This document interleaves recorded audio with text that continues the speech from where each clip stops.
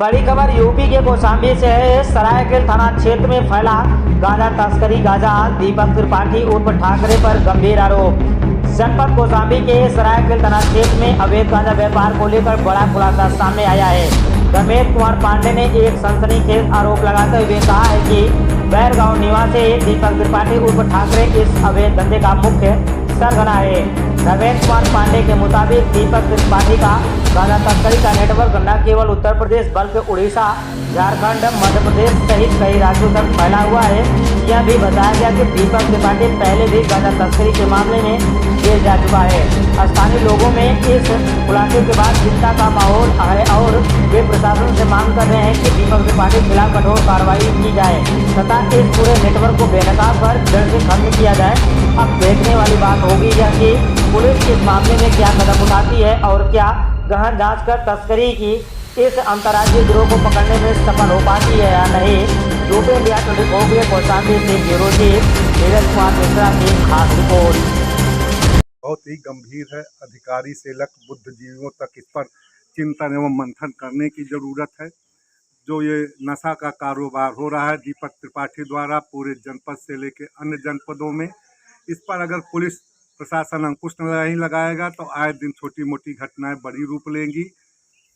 इनका यही है। और जो बेनी राम कटरा में ये दिखाया गया फर्जी दिखाया गया, जो भरतलाल साहू पुत्र इंद्रपाल साहू द्वारा गांजा विकलांग है, वो गरीब व्यक्ति है, उससे गांजा बिकवाया गया, उसके गरीबी का फायदा उठाया जा रहा है। दीपक त्रिपाठी का यहाँ से लेके उड़ीसा तक का इनका नेटवर्क है, अन्य जनपदों में नेटवर्क है। ये गांजा के गैंग है इनके पास कौशाम्बी में मुकदमा दर्ज है, मंझनपुर में दर्ज है। सब 5 मुलजिम थे, सब पर गैंगस्टर की कार्रवाई नहीं हुई। इन पर सबकी गैंगस्टर पर कार्रवाई हुई, इन पर गैंगस्टर की कार्रवाई नहीं हुई। पुलिस पर देख ही लीजिए, प्रशासन भी देखे कि ये किस रसूख का व्यक्ति है कि सब पर गैंगस्टर लगा, इस पर गैंगस्टर नहीं लगा। और मैं तो अपने ज़िले के विद्वान एडिशनल एसपी से यही अनुरोध करूंगा। आप बार बार कह रहे हैं कि पान गुटखा, अरे सर पान गुटखा के बड़े विवाद होगा सर, इनके पैसे का लेन देन था, पैसे के लेन देन में इनका विवाद हुआ और दीपक त्रिपाठी द्वारा इनको बच्चों को पैसा नहीं, अपना क्या इनका पैसे कहाँ का था। और सारा ड्रामा सर दीपक त्रिपाठी पुत्र हरिश्चंद्र त्रिपाठी इनके द्वारा कराया गया। इनकी पैकिंग होती है, इनके सब कुछ गांजा ट्यूबवेल में होता है, घर में होता है, कोई अधिकारी नहीं जा इनको टच करता है। और सर जिस दिन 21 तारीख को ये तहरीर देता है, आप इसको बुलाते हैं, आपके बगल में बैठता है। आप देखिए भरतलाल साहू से बाद में वो लिया जाता है एप्लीकेशन, और एप्लीकेशन ये लिख के देता है। अगर ये गांजा का तस्कर न होता तो भरतलाल की और गरीबी क्यों नहीं देखता है। भरतलाल के घर में खाने का है कि पीने का है। भरतलाल के आड़ पर इसने गांजा का अवैध कारोबार जो स्थापित कर लिया है। अब प्रशासन को इसको जड़ उखाड़, मेरे ख्याल से प्रशासन इसकी जड़ नहीं उखाड़ पाएगा। प्रशासन की मिली भगत है।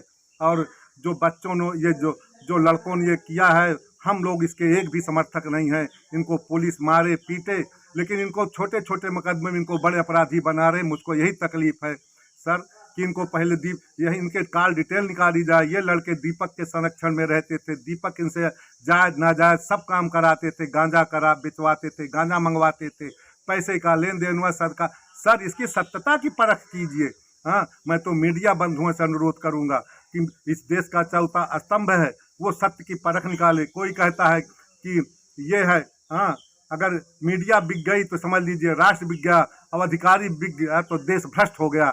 मैं तो यही कहूँगा, आगे मैं कुछ नहीं कहूँगा। मैं न्याय का समर्थक हूँ, मुझे पुत्र का 1% मोह नहीं है।